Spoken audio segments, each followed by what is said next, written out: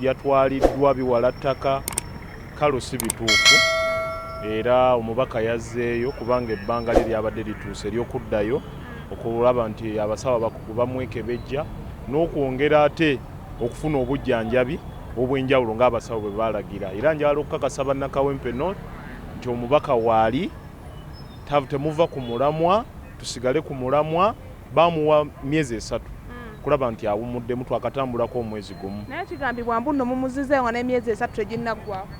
No, emyezi 3 bamuwa kuwummula. Ekitegedde yasigala ali outpatient. Bamuwa weeks oluvannyuma lwa weeks 3 addeyo akole ki? Yeekebejjebwa abasawo abakugu. Then emyezi 3 egyo gye bamuwa okubeera nti awummuddemu kulaba nti avudde mu bantu okusigala nti oba oli awo abeera nga respondinga ku treatment. Kati embeera eri etya? Embeera ya Honorable njala okubazaamu amaanyi. Yazzeeyo ddi ye sofa? Yazzeeyo ddi?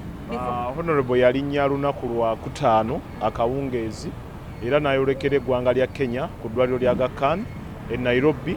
Saawa zino wenjogerera kati mukubiddeko ku ssimu era embeera yezzaamu amaanyi era agumiza abantu babe Kawempe North nti waali weewaawo akyali ku mateeka g'abasawo nga bwe bamulagira era saawa eyo yonna saawa awo emyezi 3 nga giwedde teekateekeddwa ey'enjawulo ey'okulaba nti twebaza Allah subhanahu wa ta'ala olw'obulamu bwa Honorable Muhammad Sseggirinya bwamuwadde n'omukisa gwamuwadde ate era n'okwebaza Honorable Sseggirinya Muhammad ebirungi byasobodde okukolera bannakawempe North ako ne bannayuganda bonna era olwo lwennyini olunaku lwajja okukola public appearance kubanga bannayuganda bakoze batya bamwesunza ayogereko gye muli bannamawulire manyi nti muyina ebibuuzo bingi manyi nti muyina oba oliawo bye mwetaaga okumanya ku bulamu bwe ye nga kennyini okubannyonnyola so ye enteekateeka gye tuyina.